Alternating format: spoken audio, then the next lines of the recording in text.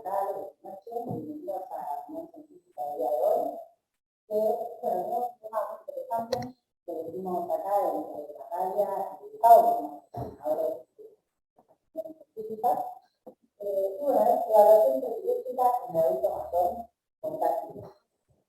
Tenemos pacientes bastantes buenísimos, la verdad. Bueno, tenemos al doctor Francisco Moyanqui, que es el coordinador del grupo de determinación de riesgos de ataque.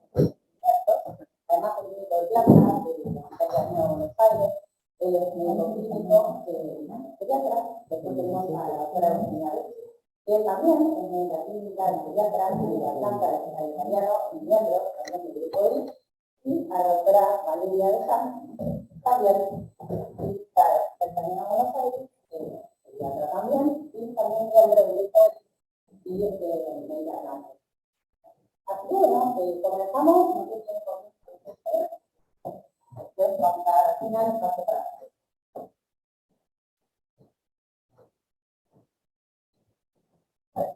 Buenas a todos, gracias a la sociedad, gracias por la presentación. Gracias por el interés en este tema de la evaluación de clínica de la adulto mayor y todos los familiares que han recibido. Bueno, yo voy a empezar a hablar de la importancia del diagnóstico de la fertilidad en esta instancia que es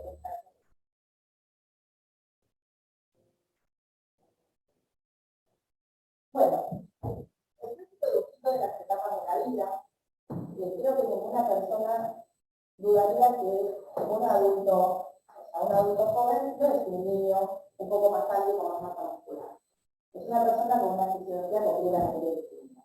Pero a veces es muy difícil hacerle entender al resto que el adulto mayor es algo más que un adulto joven con bastón y sana, sino que es una persona con una fisiología también completamente diferente. Hay un montón de cambios que son cambios morfológicos en todos los órganos y sistemas que tienen impacto en la funcionalidad. Estos cambios morfológicos llevan a los cambios funcionales. No los vamos a mencionar, este es un cuadro cortito como para ejemplo. El problema actual es, el problema es que estos cambios que ocurren en la edad adulta no son iguales en todo el mundo. No todo el mundo envejece exactamente igual.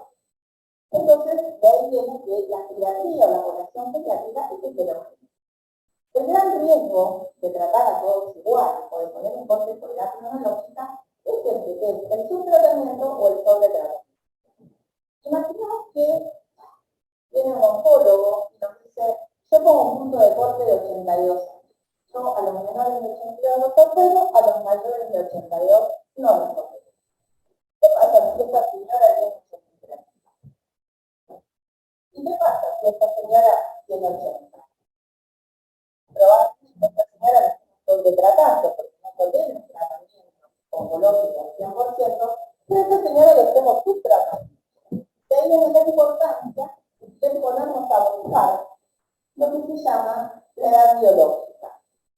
Es un poco lo que uno tiene que buscar en el adulto mayor. No guiarse por cuántos años tiene, sino guiarse por lo que llamamos la edad biológica, que es justamente lo que dice acá, la resultante de la propia fisiología del envejecimiento, más comorbilidades, más genética, hábitos de vida, entorno, etc. Y evaluando esto es cuando es lo que nos da con más seguridad la forma de reducir el riesgo y poder elegir un tratamiento adecuado. Lo más importante es buscar la fertilidad para definir esta edad biológica. La fertilidad es lo que conocemos como un síndrome más complejo, o sea, personas hipervulnerables que no responden bien a situaciones de estrés y que esto tiene consecuencias. Las consecuencias pueden ser la caída, la desindustrialización, la afectaría prolongada después de una situación aguda, el aumento de la mortalidad, el alta tercer nivel, o utilizar un cuidador la 24. Estos son los componentes de la fertilidad que es lo que uno va evaluando con las diferentes escalas, con otras máscaras, y va evaluando con las diferentes escalas para poner puntos de corte y poder definir si un anciano es robusto, es frágil, es precario. ¿Cuál es la pregunta que yo debería responder cuando yo estoy en una instancia prequirúrgica? Evaluar este paciente que yo tengo adelante, estoy evaluando, puede tolerar, tiene una reserva adecuada para tolerar este tratamiento al que se va a tener que exponer. No es. Cualquier persona de 80 años puede tolerar una hipolectomía. Este paciente puede tolerar esto. Y ahí ayudar un poco a definir el tratamiento. Bueno, también sabemos que la fragilidad no es un proceso estático, en el día uno se despierta y es frágil, es un continuo.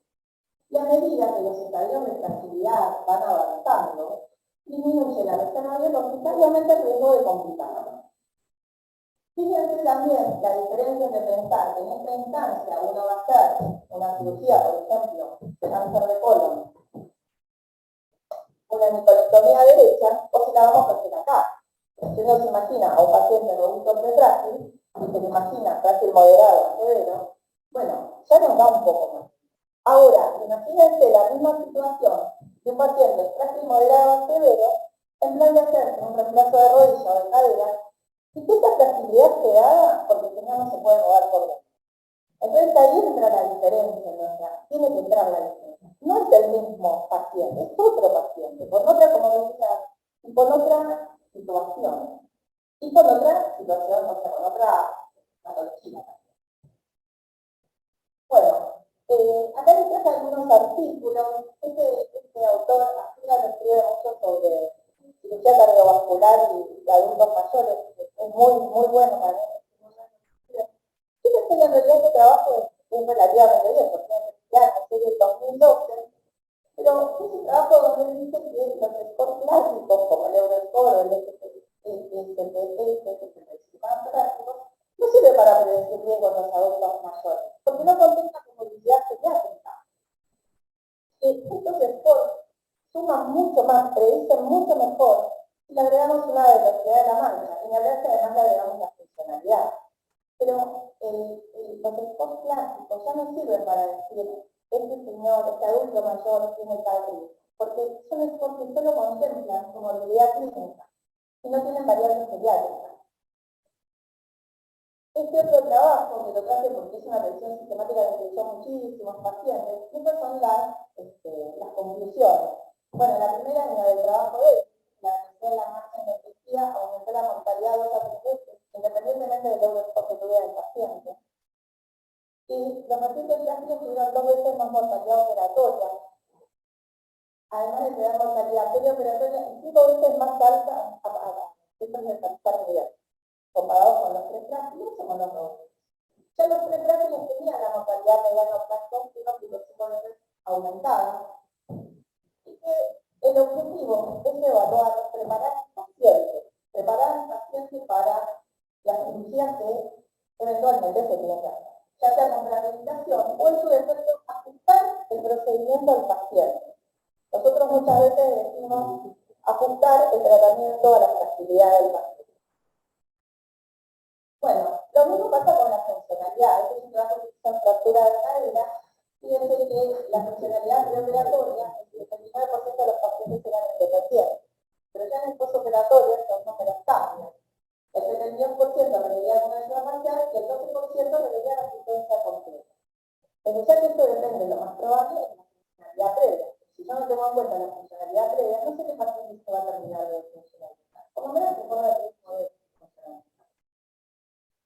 Bueno, otro trabajo que habla de los aspectos esenciales del manejo prequirúrgico en el adulto mayor, que habla de la medicación inapropiada, medicación indicada o que no es indicada, pero igual la toma. La anemia, cero de 10 de hemoglobina en líneas generales son pacientes que les va peor. Les va peor porque reciben transfusiones, tienen estadías hospitalarias más largas y porque además al estar asténicos tardan más en recuperarse. Tiempos y tipos de anestesia, eso no lo decidimos nosotros, pero uno lo puede hablar lo mismo de la anestesista. Trabajo multidisciplinario, la realidad es que si nosotros nos comunicamos con el oncólogo, cirujano, el especialista que sea, un kinesiólogo para ayudar a la rehabilitación, un nutricionista, solo no podemos hacer nada. El riesgo de síndrome confusional agudo, ver cómo se puede prevenir, o por lo menos cómo le aviso a la familia mire, tiene riesgo de complicarse, tiene riesgo de confundirse, de desorientarse, si esto pasa, hay que hacer esto, eso es información. Nosotros lo hacemos. La realidad es que yo, cuando termino las valoraciones pediátricas prequirúrgicas, cuando veo que son pacientes con riesgo muy alto de confusional, lo primero que le digo a la familia es, bueno, ¿quién va a estar en el postoperatorio? ¿Le puede pasar esto? Si se desorienta, llame a la enfermera, prenda una luz, trate de calmarlo, porque si no es familiar de ir arriba del paciente, y la verdad que es mucho peor. Si los pacientes toman benzodiazepinas para dormir en su casa, que la mayoría toma, pensar que si les sintió muy temprano, ya la noche el paciente se despierta, que salieron a violar y todo, se le puede dar mitad de dosis. No dosis completa, pero mitad de dosis, porque también la suspensión bruta de benzodiazepinas se puede jugar en contra, más el dolor, el efecto quirúrgico, etcétera, etcétera. Bueno, varía, si el paciente se venía cayendo, la realidad cuál es, después de estar 2 o 3 días acostado, se va a seguir cayendo y va a tener más chances de caerse. Todo lo que tenga que ver la nutrición, sobre todo en cirugía de tubo digestivo, y evaluar la funcionalidad previa con el riesgo de cuanto más comprometida esté, más riesgo tendrá de necesitar ayuda y organizar el entorno del post-quirúrgico. Este mismo trabajo dice que más del 30% de los adultos mayores pierden alguna actividad básica de la vida diaria durante la hospitalización, y al año menos del 50 recupera el 100% de lo que tenía antes. Entonces también tenemos que tener en cuenta esto con el fin de informar a las familias y organizar el entorno.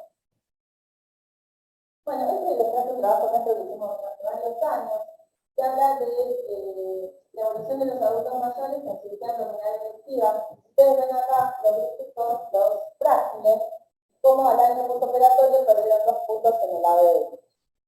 Y de paso les comento cómo los días de internación son los primeros temas de los pacientes no frágiles. Bueno, esta es la última. Otro trabajo que habla, hoy no queda ninguna duda que la fragilidad es un factor independiente para morir mortalidad. O sea, no podemos dudarlo de esto. Pero no es una contraindicación para hacer una cirugía. La fragilidad, el diagnóstico de la fragilidad en la instancia preoperatoria nos debería ayudar. ¿Y cuál es el aporte? Uno es la seleccionar adecuadamente el procedimiento. Y el otro es preparar el paciente para la cirugía. Yo tengo la posibilidad de que vaya al nutricionista, de que el ginecólogo lo vea, lo rehabilite, y después evaluar si este paciente, si este paciente está en condiciones de tolerar el procedimiento quirúrgico X. Y si no, tratar de adaptar el procedimiento quirúrgico al paciente. ¿Sí?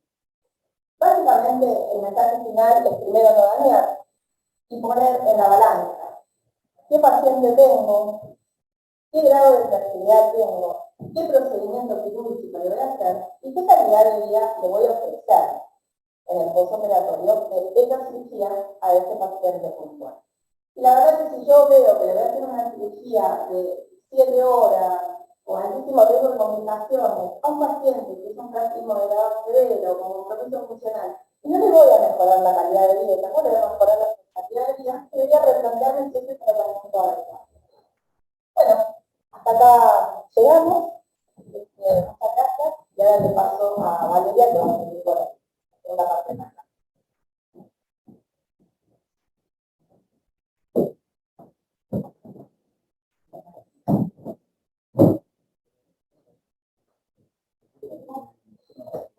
Gracias por la invitación, audio. Y bueno, ahora vamos a contar cómo prevenimos el tratamiento de la adulto mayor en casos de evaluación.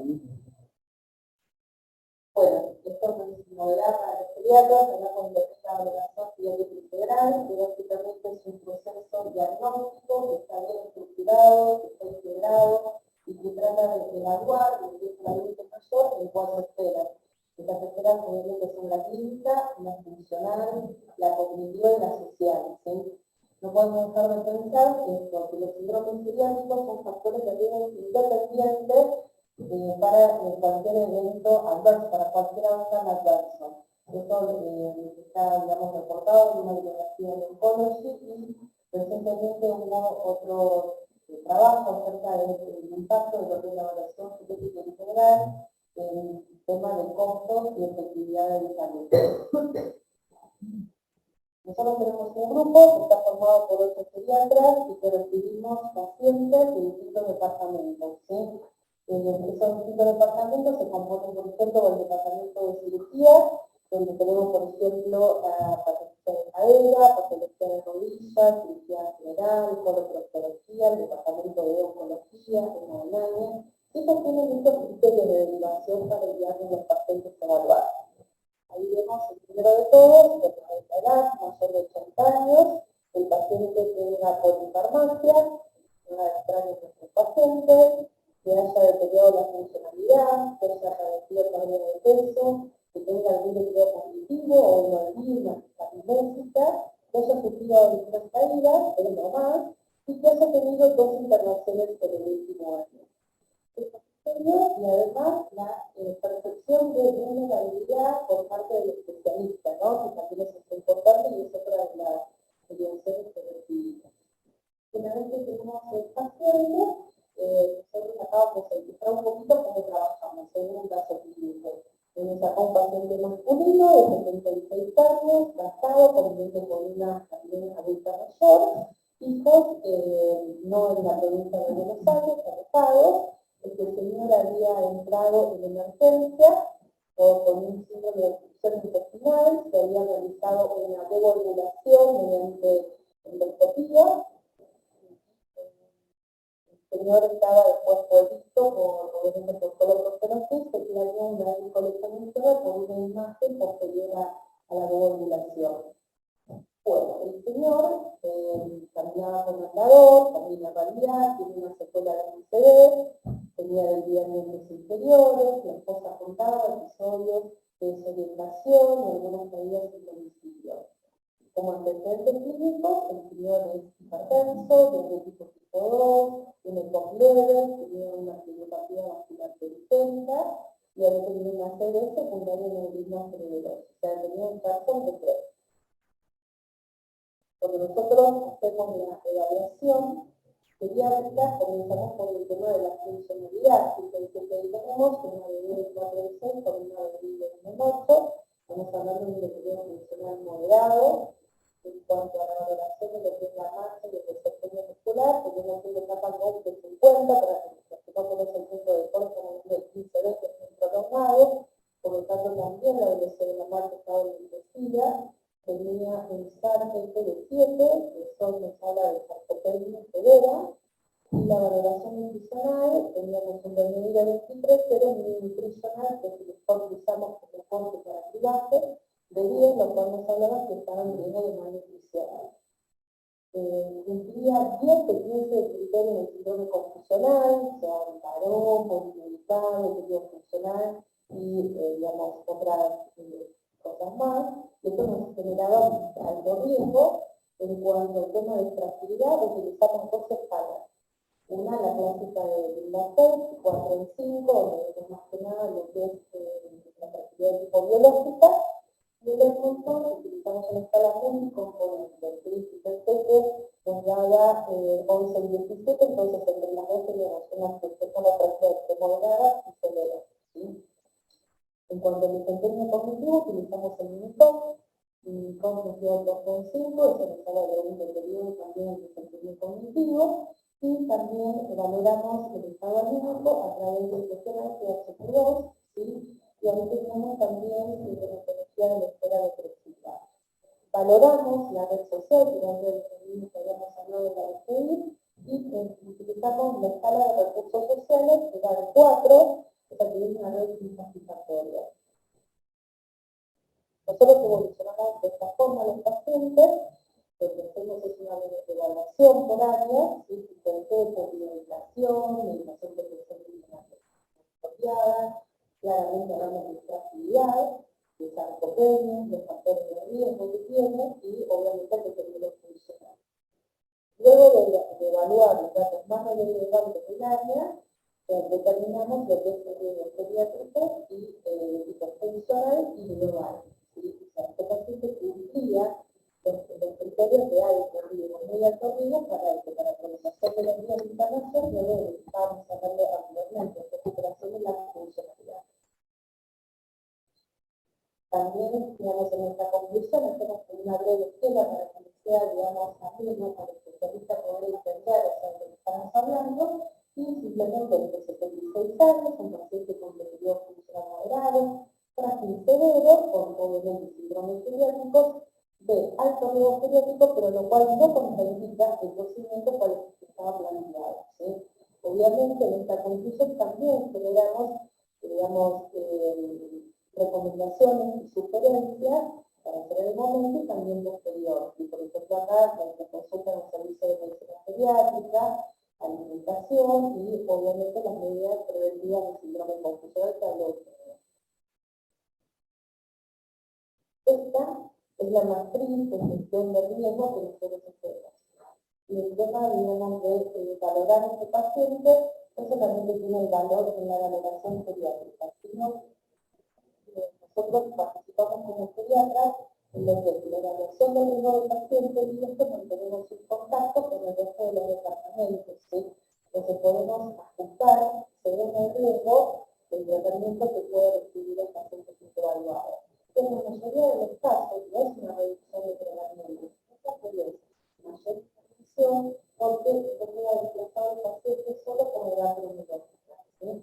Bueno, viendo el tema de lo que es la gestión de riesgo, entonces, en este caso tenemos la red social, obviamente está afectada, y tenemos la participación acá del equipo sociosanitario. Este es otro equipo que también es multidisciplinario, está formado por asistentes gerontológicas, asistente social, alimentación, y que hacen una intervención fortaleciendo lo que es la visibilidad del envejecimiento y fortaleciendo lo que es la red. En este caso, la primera autora de la transplosión.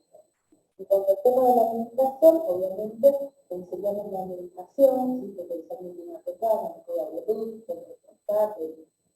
en cuanto a lo que es comodidad, obviamente teníamos un chance de una carga de enfermedad orgánica, en este caso, en este paciente requirió un ajuste de la medicación antihipertensiva, el tema del dominio de la funcionalidad, el estado deteriorado, y ahí lo que podemos hacer es que damos consejería acerca de lo que es información de prevención de caídas y también voluntariamente de equipos sociosanitarios que muchas veces va a domicilio o a distancia, entonces nos pueden facilitar todo lo que sea seguridad ambiental, barreras arquitectónicas. En cuanto a cognición, bueno, el tema de los llaves de deterioro cognitivo, claramente intervenimos con la familia.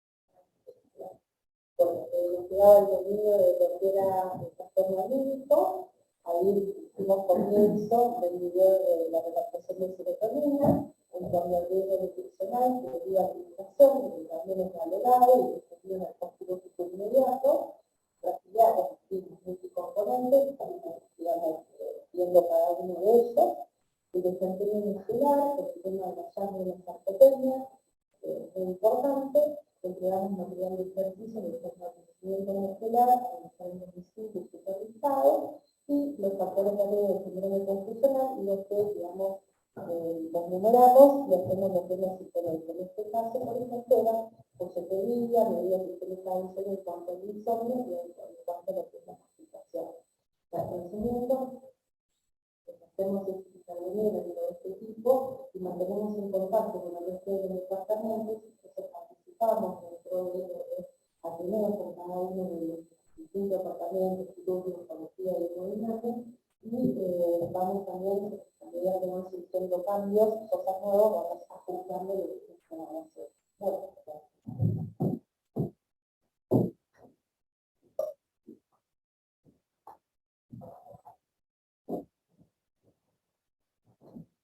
Bueno, muchas gracias por la invitación.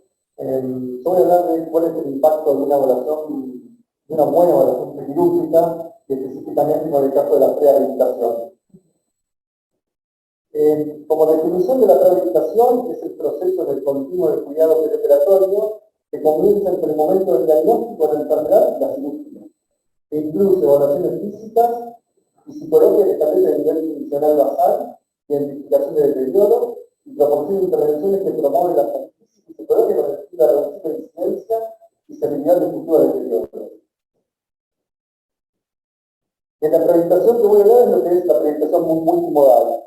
La preventación multimodal incluye una serie de componentes que van dirigidos justamente a establecer un mejor estado, un mejor desempeño del paciente frente a una cirugía. Lo que clásicamente se dice de preventación multimodal, que los componentes son lo que es la intervención psicológica, apuntado obviamente al bienestar psicológico, la optimización nutricional y el entrenamiento físico. Y son todas intervenciones que tienen que ser concurrentes por cuanto existe una influencia entre cada una de ellas. Por ejemplo, el entrenamiento físico sin un adecuado aporte proteico sería un estímulo insuficiente y al mismo tiempo dar un aporte proteico sin el estímulo de ejercicio sería de alguna manera insuficiente. El bienestar psicológico, por supuesto, que esto mejora la calidad de vida del paciente en el perioperatorio, pero también un impacto importante en lo que es la adherencia al tratamiento. En la preventación multimodal, nosotros tenemos, como dijimos, diferentes dimensiones, cada una de esas dimensiones tiene diferentes objetivos. En lo que es el ejercicio y la actividad física, los objetivos son prescribir un programa de ejercicio individualizado que tiene que incluir un entrenamiento aeróbico, de equilibrio, de resistencia y de fuerza, estimular en el paciente la actividad física diaria por un total de por lo menos 30 minutos por día, reducir el tiempo en que el paciente está sentado o sometido de vida sedentario y cambiar a largo plazo lo que es el comportamiento pasivo en cuanto a actividad física del paciente. La optimización nutricional tiene como objetivo el mejor entendimiento de cómo el paciente está comiendo, identificarlo, eso lo hacemos a partir de la proporcionar una divulgación de cómo el paciente puede optimizar su nutrición, identificar pacientes que están malnutridos y proporcionar suplementos nutricionales en pacientes que se identifican como teniendo deficiencias. En cuanto al bienestar psicológico, los objetivos son identificar a los pacientes que requieren una intervención psicológica y proporcionar diferentes técnicas de reducción de estrés para los pacientes. Fíjense lo interesante que el concepto clásico de la prehabilitación incluye tres componentes, pero cuando Valeria habló anteriormente, las dimensiones que uno debería abordar en la evaluación psicológica de un adulto mayor son más de tres componentes. Incluyen, como ella había nombrado antes, las factores que tienen con la meditación, con la comunidad, con la red social. El concepto clásico de prehabilitación incluye, por lo tanto, por más que el alcance y el marco de esta charla sea lo que es la prehabilitación clásica, la prehabilitación clásica llega de alguna manera, digamos, a abordar de manera insuficiente lo que sería una prehabilitación integral del paciente. Y prehabilitación multimodal, ¿por qué? Porque a los 3 meses luego de una cirugía abdominal mayor electiva, hasta el 50% de los pacientes tienen todavía un grado de discapacidad. El deterioro del estado cardiorrespiratorio puede limitar el acceso a los tratamientos curativos, por lo cual el mejor estado cardiorrespiratorio podría incluir mayor cantidad de pacientes en los tratamientos. A partir de la optimización de la capacidad funcional, se podría aumentar el número de pacientes candidatos a cirugía. Vuelvo a remarcar lo que decía Valeria en cuanto a que la evaluación general integral y las intervenciones que se desprenden de esto no están destinadas a descartar a pacientes de procedimientos, sino adecuados, incluso a incluir pacientes dentro de procedimientos en los cuales sin la prehabilitación hubieran estado descartados. Hay evidencia que la prehabilitación juega un rol importante en la recuperación de los pacientes a partir del mejoramiento de la capacidad funcional, calidad de vida, complicaciones postoperatorias y tiempo de hospitalización, después lo vamos a ver bien. Y el retraso en el comienzo del tratamiento adyuvante debido al deterioro funcional se asocia con mayores tasas de mortalidad. Entonces, no solamente la prehabilitación tiene efecto, como vamos a ver después, en cuanto a el desempeño en salud del paciente, sino que también tendría impacto en lo que son los resultados de los tratamientos sucesivos, como es el tratamiento de terapia adjuvante. Y la recuperación temprana tiene beneficios económicos sanitarios y potencialmente mucho más eficiente las camas hospitalarias disponibles. El por qué, únicamente les voy a presentar este trabajo, básicamente es una revisión sistemática de revisiones sistemáticas, lo cual lo que se revisa son trabajos que evaluaron algún resultado en salud de lo que es la preventización en pacientes adultos, ¿sí?, que van a ser sometidos a cirugía. Así como vamos a presentar los resultados en esta revisión sistemática, ustedes ven que en la barra vertical tenemos los diferentes trabajos, en la barra horizontal, la línea horizontal tenemos el efecto relativo, tenemos una línea punteada que pasa por el 1, que sería el efecto nulo, y tenemos un efecto que es el puntito azul. Y el bigote, esa barra de horizontales, son los intervalos de confianza. Cuando los intervalos de confianza pasan por encima del número 1, que es el valor nulo, entonces no hay efecto. Si hay un corrimiento hacia la izquierda o hacia la derecha del puntito azul o de la mano, entonces tendríamos un efecto negativo y un efecto positivo. En este caso estamos evaluando un resultado que son las complicaciones. Y como ven, muchos trabajos muestran un efecto relativo en cuanto a disminución de las complicaciones de la intervención, que en este caso es la rehabilitación.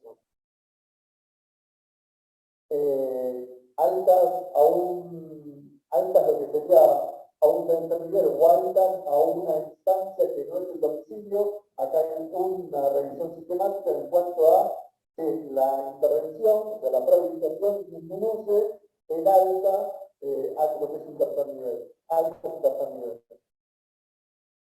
Aparentemente, por lo menos en los trabajos encontrados y revisados, no hay un efecto en cuanto a la mortalidad de los pacientes, pero sí hay un efecto en lo que es la recuperación funcional, por lo que el trabajo de Lowe y Chamberlain en 2020 demostró que los pacientes que son sometidos a la rehabilitación tienen una mayor recuperación funcional, y esto medido a partir de la prueba de minutos, y esa diferencia en cuanto a recuperación funcional medida por desempeño muscular llega hasta una media de 48 metros más recorrido en el grupo de intervención que en el grupo de no intervención.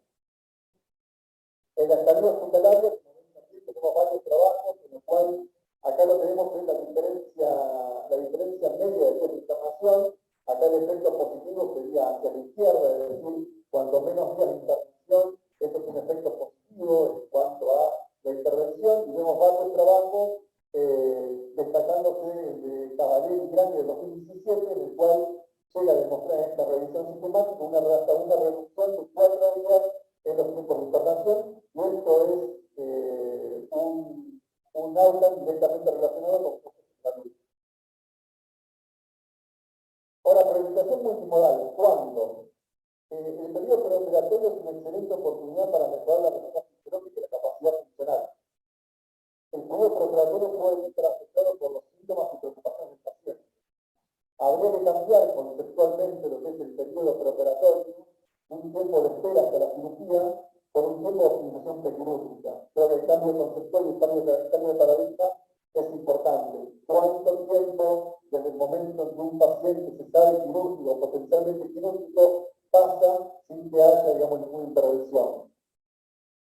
Después se verá, digamos, cuáles son las intervenciones, y en este caso son las que tenemos definidas en el marco de esta charla, y se verá cuáles son las posibilidades que tenemos nosotros de intervenir en el paciente. Pero, por lo menos, y ya es bastante, deberíamos empezar con un cambio de paradigma. El periodo óptimo para implementar la optimización prequirúrgica se considera entre 4 y 8 semanas. Esto es un poco arbitrario y no tanto, por cuanto quizás menos tiempo de la intervención implicaría quizás un tiempo de intervención insuficiente, y más tiempo de intervención estaría comprometido lo que es la adherencia. Y luego identificar, calificar y cuantificar el estado funcional, nutricional y psicológico basal del paciente, entonces cuando nosotros podríamos intervenir. sin identificar, sin calificar, sin cuantificar los diferentes riesgos del paciente, sin poner el nombre a lo que el paciente está pasando, no vamos a tener un mapa de intervenir. Presentación multimodal, que, bueno, se deben tener en cuenta factores físicos y psicológicos como elementos de intervención efectiva. Como yo les había marcado, y vuelvo a remarcar, son los factores psicológicos, los factores biológicos, como en este caso el desempeño de la salud muscular y el aspecto nutricional están interrelacionados. Y se sabe que los factores psicológicos, en este caso lo que es la ansiedad, el miedo a la cirugía, las preocupaciones y la alta prevalencia de depresión, sobre todo en pacientes adultos mayores con cáncer, que llega hasta un 30-40%, compromete lo que es la adherencia. Entonces la presentación multimodal podría ser la estrategia más adecuada. La intervención psicológica, remarcando lo que decíamos antes, es relevante para aumentar el riesgo del paciente. El paciente malnutrido, ya lo dijimos antes, su respuesta de entrenamiento físico está reducida. Y los síntomas depresivos y ansiedad son frecuentes en los pacientes con cáncer y también se asociado con el aumento de la mortalidad, y disminución de la adherencia de tratamiento. Finalmente, lo que les quiero mostrar son cuáles son las posibles diferentes trayectorias operatorias. Tenemos una primera trayectoria en la cual, como en este gráfico, tenemos una línea temporal y una línea horizontal.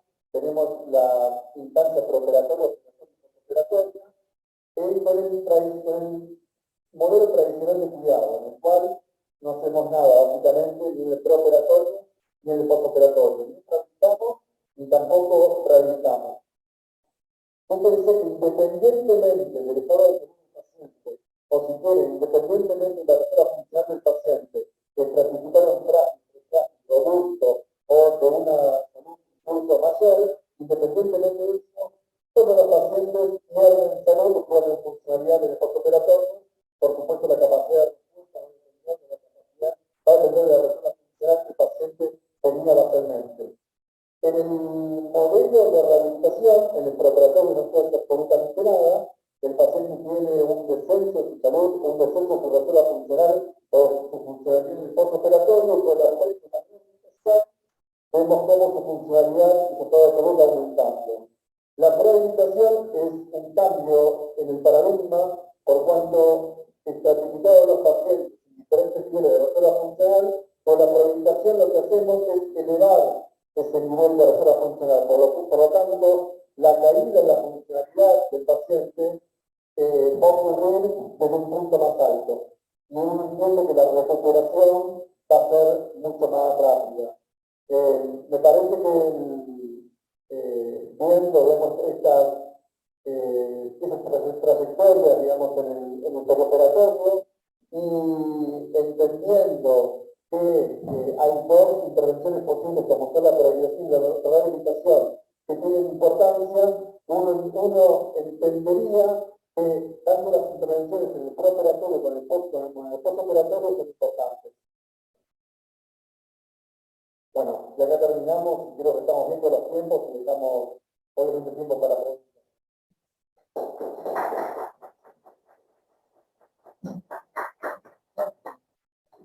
Bueno, buenísima charla, la verdad que hay muchas preguntas porque hubo un problema con el audio, pero bueno, sí voy a hacer una para que esta charla esté subida igualmente a... bueno, por lo que veía respecto a la rehabilitación, aparentemente, o sea, todos los pacientes, tanto robustos, precandios como frágiles, se ven beneficiados. No es que solamente, digamos, el prefrágil o el frágil, ¿no? Y por otro lado, el tiempo, digamos, que uno tendría paciente en rehabilitación es de 4 a 6 semanas. Pero imagino que varía de acuerdo a el paciente si es prefrágil, robusto o frágil también. Porque uno tiene el concepto también de que este paciente frágil, como que le va a costar mucho tiempo tener una rehabilitación, o quizás ni siquiera llega, digamos, a tener un estatus mejor como para enfrentar, digamos, una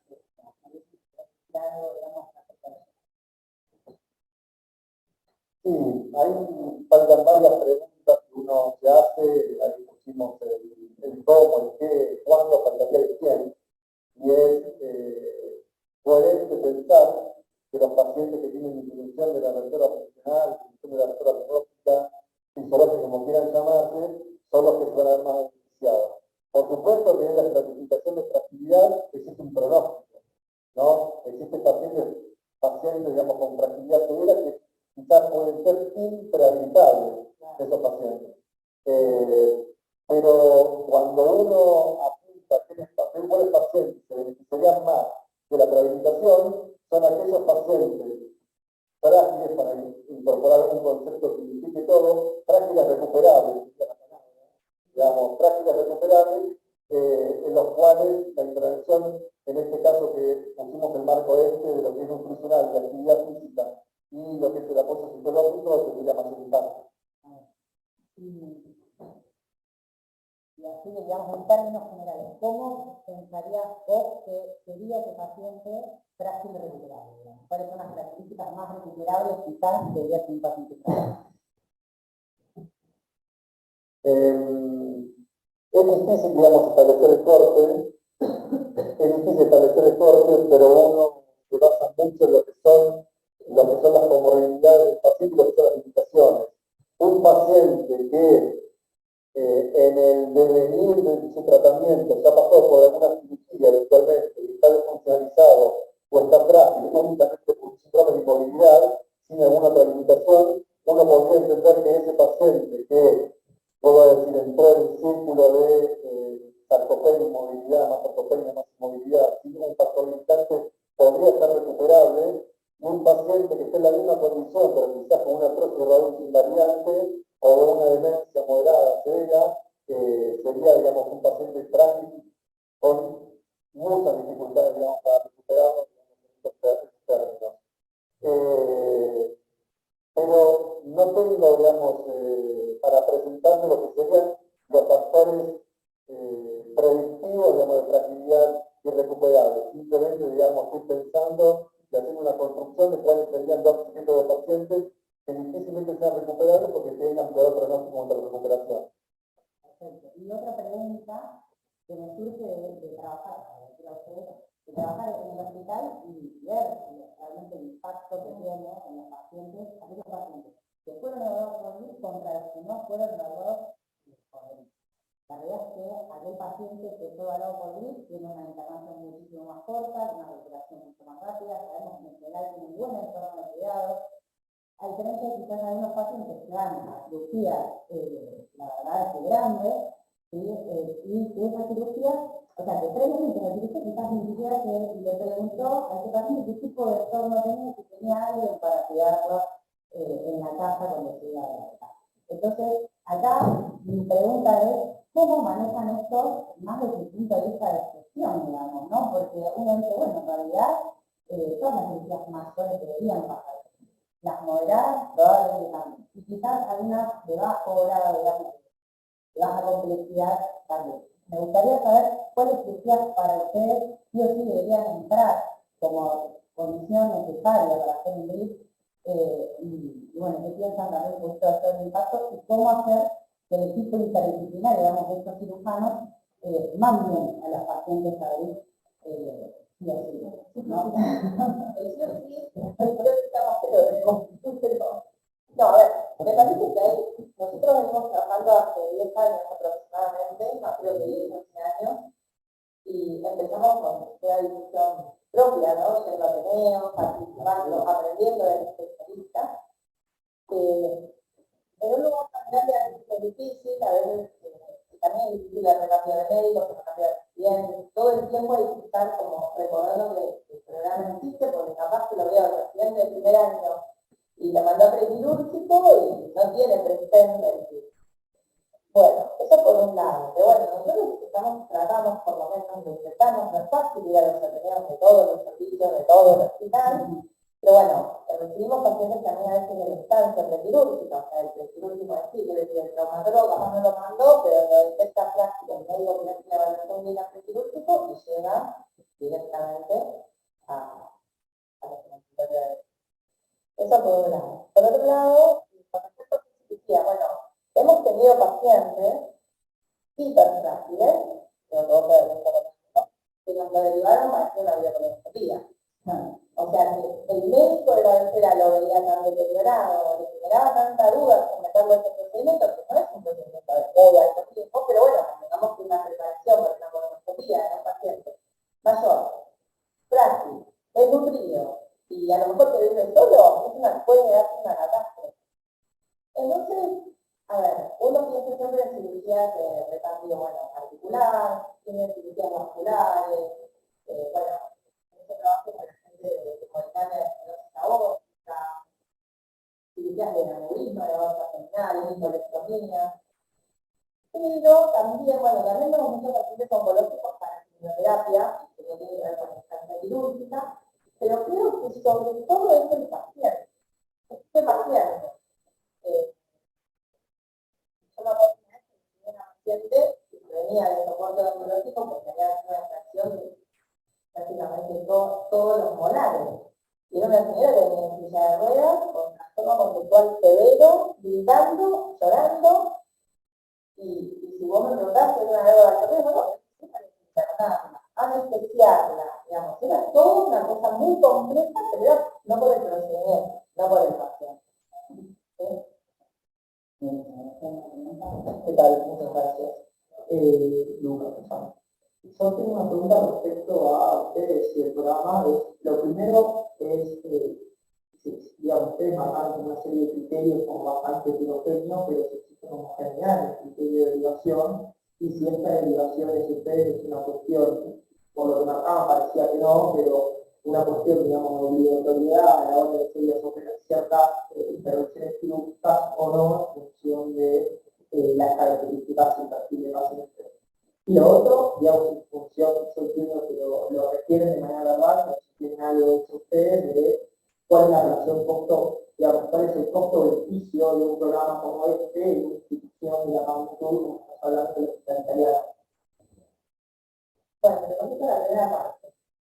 Obligatorio no es, o sea, no hay una situación obligatoria en esta de bajo lineal. De hecho, nosotros lo presentamos en las diferentes categorías del servicio y evidentemente sirvió porque lo hicieron. Y eso es lo que creo que a nosotros nos está dando orgullo, por llamarlo de alguna forma. Nosotros participamos en los ateneos de oncogineco, de patología mamaria, bueno, más frecuentemente, antes Ariela era más que está yendo al Santín. Había una participación activa en reuniones con traumatología, con la gente de hematología, con los pacientes de nutrición. Fue lo que nosotros presentamos y claramente sirvió. Los criterios iniciales que mostró Valeria, bueno, como cuando empezamos pusimos unos criterios, por un tema de poder ofrecerle a alguien, digamos, algo protocolizado. A medida que esto fue fluyendo, ya digo, son 10 años, bueno, hay muchos pacientes que no entran en esos criterios, pero el propio especialista ya pone la palabra fragilidad. Cuando el cirujano pone fragilidad en historia clínica, me parece frágil, wow, algo poquito, tenemos que entender algo. Entonces, bueno, la primera respuesta es obligatoria no es, pero claramente lo piden, y nosotros tenemos pacientes que evidentemente piden. Pero bueno, un trabajo de demostrando que es posible. Y con respecto a los costos, no sé si el trabajo de costos no hay. Costos efectivos no hay trabajo, sí tenemos trabajo, uno publicado en la revista de la sociedad, el impacto en toma de decisiones. Hay un trabajo, el impacto en toma de decisiones hicimos. Y la cirugía abdominal. Uno en oncoginecología, el impacto en toma de decisiones, valorado por un momento que voy a escribir, pero fue con revisión de la historia clínica, fue un 35%, donde integrar la conducta fue de menos intensidad. Nosotros cuando evaluamos cambio de conducta, estratificamos la conducta según la intensidad. O sea, no es lo mismo un paciente a una citorreducción más miedo y adyuvancia que un paciente que haga simplemente una quimioterapia y un soporte ovario, digamos, con baja intensidad de mantenimiento. Entonces, o que vaya cuidados paliativos. Entonces, se estratifica la conducta. En oncoginecología hubo un impacto, digamos, en eso, lo tenemos evaluado en hematología, donde hubo un impacto de un 20% en el cambio de conducta, y el trabajo publicado acá, que es en estenosis aórtica severa, el impacto llega hasta el 35%, en cuanto, no lo mostramos el trabajo acá, pero en cuanto al cambio de conducta, estratificado por cirugía cardiovascular, TAVI, valvuloplastia puente, o tratamiento médico que sería paliativo. La verdad que tendrías que hacer, yo creo que más o menos 500 evaluaciones GRIP para lograr una válvula óptica. Entonces, una válvula óptica que sea cambiada a través de lo que está bien. Entonces, con un solo paciente, con que se tenga 100 o 200 intervenciones, 500 evaluaciones, que vos puedas evitar que se lo someta a un procedimiento que no le va a tener ningún tipo de impacto en también la expectativa de vida, creo que por lo menos es un trabajo que nuestras posibilidades se acerca bastante, por lo menos, a lo que sería un trabajo mucho más complejo de otras actividades. De hecho, no hizo falta ningún trabajo de accesibilidad para que el financiador principal de nuestra obra social y para que muchas otras obras sociales contraten el producto de lo que es el impacto en toma de decisiones. Y te hago una última pregunta que es la que está acá por virtual, digamos, es si el equipo trabaja conjuntamente con kinesiólogos para la evaluación específica. La respuesta es: tenemos el equipo de kinesiología y justamente no por casualidad, Valeria, cuando presentó la matriz de gestión de riesgo, dejó libre el casillero que era gestión de la fragilidad, por cuanto nosotros tenemos un circuito armado establecido y bastante bien en cuanto a función con alimentación, pero todavía no tenemos el circuito armado con lo que es kinesiología. Es el pendiente que tenemos, pero los equipos de kinesiología están, la disponibilidad está. Falta lo que es armar el circuito y generar instancias de seguimiento del paciente, que es lo que nosotros, digamos, queremos armar en cuanto a estructura. No sería armando el paciente y listo, sino tener algún tipo de estructura armada en cuanto a la evaluación, seguimiento y recuperación del paciente, como en algunos centros, no muchos, que hacen rehabilitación en el mundo, lo tienen ya establecido.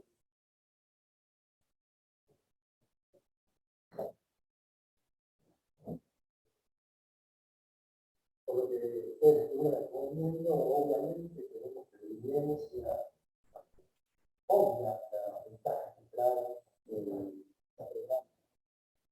La pregunta que pensamos que ustedes tienen algo referente tal vez a algunas variables intervinientes. Ahora la accesibilidad ocupada. Una vez es la accesibilidad para el paciente de este tipo de programas, que seguramente va a estar disponible en todos los países. En segundo lugar, es la actitud o el conocimiento por parte de la comunidad. Si esas dos variables podrían mejorarse y tratarse, se existe algún programa como para generalizarlo.